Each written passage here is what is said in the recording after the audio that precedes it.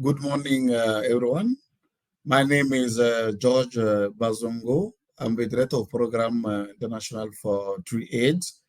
TreeAid is an international organization from UK, working in 6 countries in Africa, especially the dryland of Africa. I will present the our experience on community-led forest restoration, an experience from Burkina Faso. Uh, this is really a good one around the forest governance that we develop to achieve some of the activities in the field.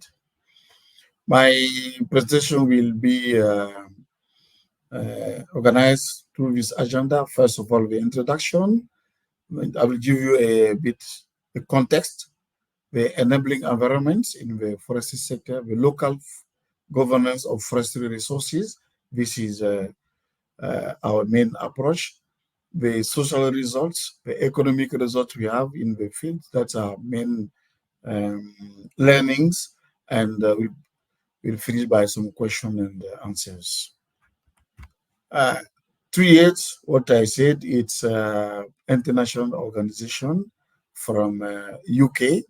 Our head office based in Bristol, working in Tassin in Ethiopia, working in Burkina Faso, Mali, Niger, Ghana, and the last one is Senegal, which is now 4 years ago.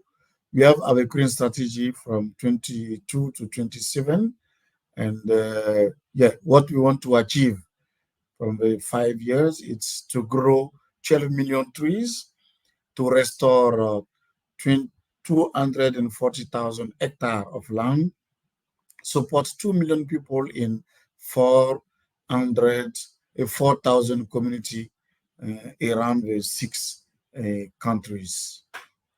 Uh, why when we talk about trees is because they are really important in the West Africa, because the forest produce diversified goods and services that often support the livelihood of 80% of rural population. The country's forests are used for timber and non-timber forest product. However, due to overexploitation and climatic, deterioration, climate shock and stresses, the sustainability of this product is being threatened, as well as also the production for crop and livestock. Forests contribute to the protection of the soil against water and wind erosions. Livestock farming also relies on the presence of forest cover. As source of both plant and animal protein, forests also contribute to food security and the fight against malnutrition in the villages. In terms of the context for Burkina Faso, we are coming down to Burkina now. Burkina is a landlocked country in West Africa with a population of more than 20 million people. Today, we are around, and 88% of the population depend on natural resources for a living through farming, fishing, and forestry. And as what you know that today also the country is facing some complex insecurity issues in the rural area in a big part of the country. Forest products constitute one of the principal production assets from which communities can earn an income, because natural in the rural area, the natural resources constitute the majority of the source of income, and wild foods obtained also through foraging and forest is a widely used livelihood strategy to mitigate against hunger during the lean months. Then forest products are also vital as a source of additional revenue to reduce vulnerability to climate shocks and stresses in the rural, even in urban area, in the villages. And unfortunately, the Burkina Faso trees cover is under threat. Governments are put in place enabling environment for decentralized and community-led forest management. As what you know, in the decentralized district, a commune, and region. They are the most responsible for the planning and implementing the development activities in this part of the country.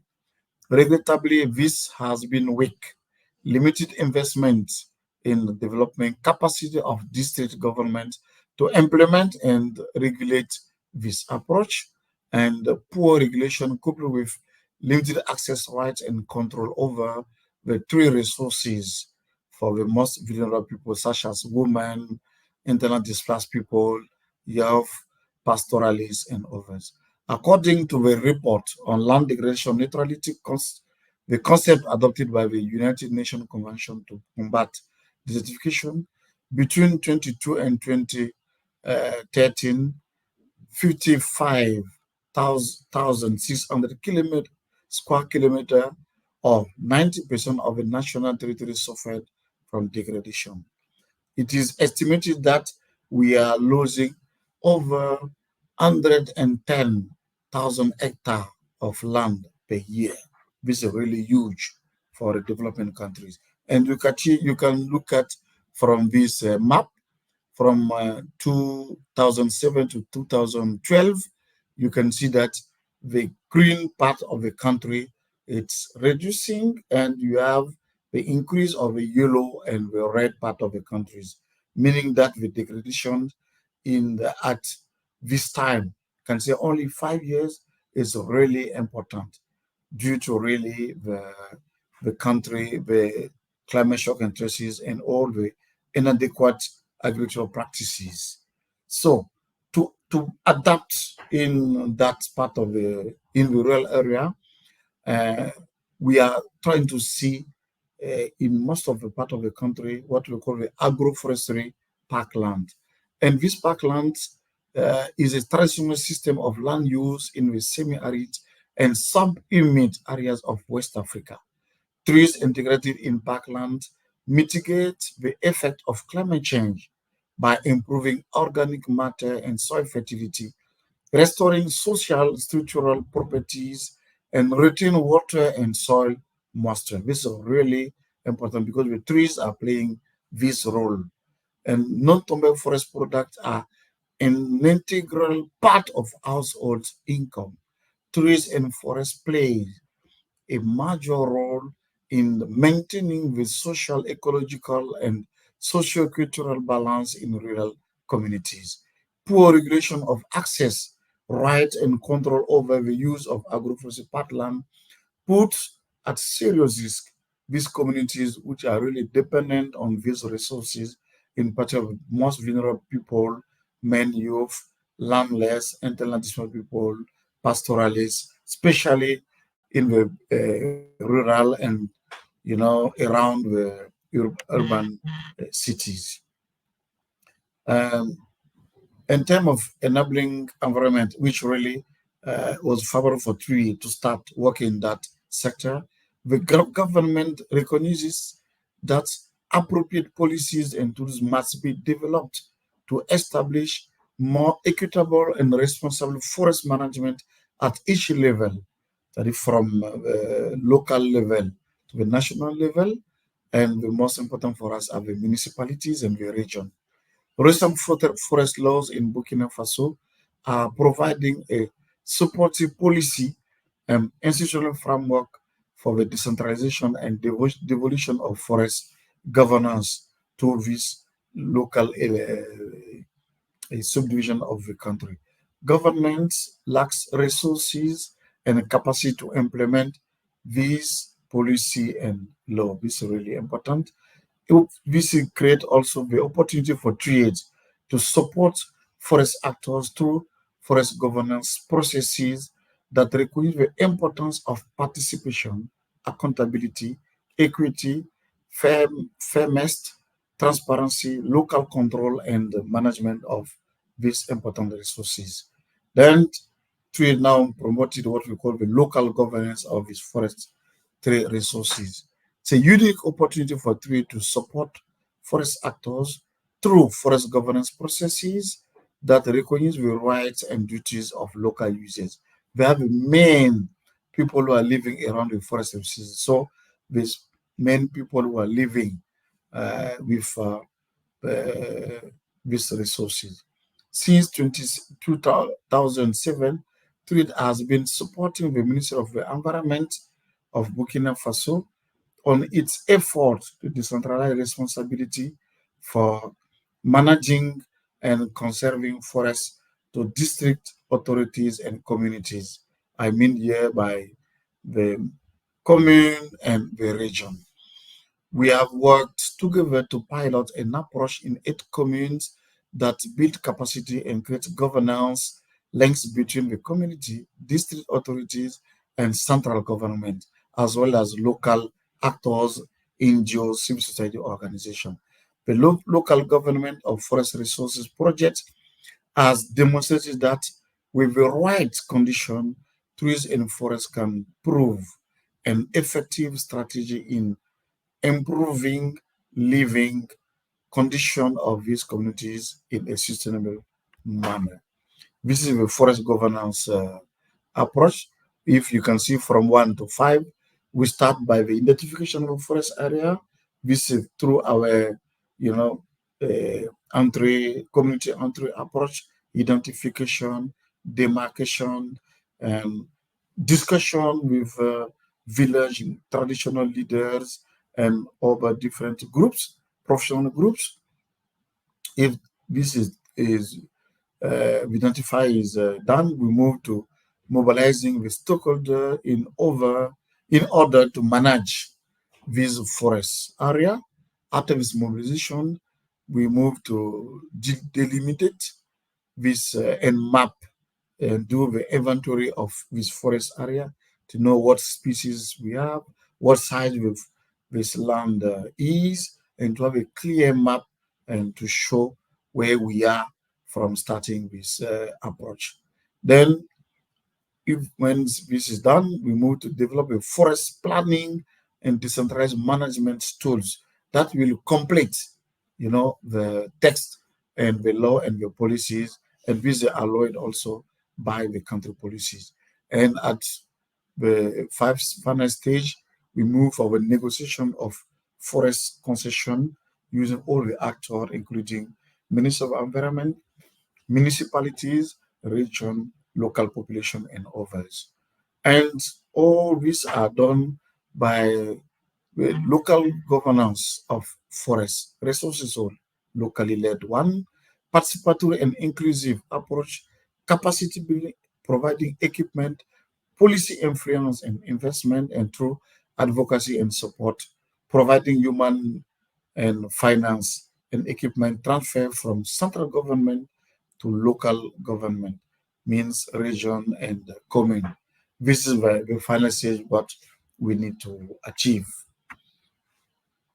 By implementing this approach in the field, what are the key learning we can have?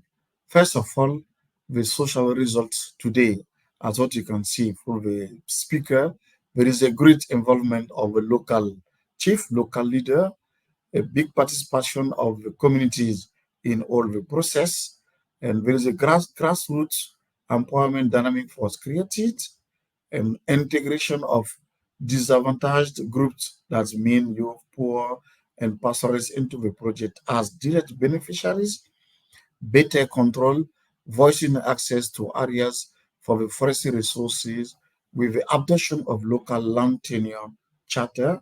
It's really important. This completes the country policy in land tenure aspects. Permanent social dialogue around the forestry management between land users, district and state technical agency, and reduction of land tenure conflict between pastoralists and farmers, and between farmers, for example, from 67% in Gompasomisi, now a village, to 100% to Latoden. This is another village. This is really critical for us, especially in the context where the country is.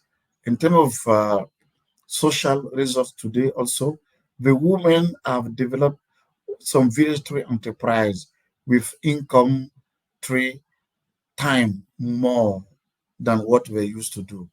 And in 2018, the income was £680,000. This is really huge for this rural women. Non-timber forest product enterprise, including we have shea, baobab, moringa, zizi dawa, dawa, sawan, senegalensis, and honey. These are really now some activities that can generate income for the communities, and the forest government facilitate local savings and access to adequate financing, linking household level economic outcome to the conservation and restoration of forest. And this is really important. We are able to mobilize more than 160, 26,000 pounds, for to invest in the enterprise. This is a very source of sustainability of this enterprise. For the economic results, we can see that in terms of the annual income from the non-timber forest product, this is the income is more than the 3 times what the family can earn in the past. This is really, really huge and really important when we know that these communities are really living under, the poverty line in the country. And in terms of economic results also, if you can see that in 5 years, um, the increase of non-timber forest product, because we are now access to the land, especially for, people who used to be, madless people, and, in these countries. And this means that there is some good access to the forest product now for the, and there is a reduction of the pressure in the pressure, in the forest, in the land to grow the crops. Now the income is coming more from the NTFPs, non-timber forest product, rather than cutting, growing, extending the farm land, to for the income. This is really important to improve the regeneration of the ecosystem and to diversify the source of income. And the proportion of household below the poverty line reduced from 80% to around 30%. So there is again a reduction of more than 50% of the population who left, where they were under the poverty line. This is really important in this country. And for the food and medicine, that forest product as traditional way are really used for food to improve really the nutrition status for the women and children, and to improve the local medicine using tree products, because this is common in most of our countries. And you can see that this is a causal mapping that our colleagues from the MNE really drafted. And you can see that doing this, implementing these activities, improve the forest production, the agricultural production, and the non-timber forest product. This, especially for non-timber forest product, it's really huge and important, and the agricultural production, because the soil, especially around the forest, were degraded. So we're due to learn from what we apply in the forest and to replicate, in at the farm level. That was really important to increase, the crop production, not but it's the productivity, not the global, increasing by the land, but it's increasing the crop productivity. This is really by using the organic manure, soil and conservation practices, and improving the soil fertility, and the increase the infiltration of the water in the soil. And this is the end of my presentation. And this is a picture to show that some of the meeting, the people in green, they are the forest guard. And for the first time, women are involved also in the forest guard. And some part of this forest for more than 60 No, yes, 16 years we haven't not seen again, you know, some bushfire that is destroy sometimes the forest, and we protect against people who are cutting these trees. This is really important. Thank you, and happy for to respond to your question. Thank you.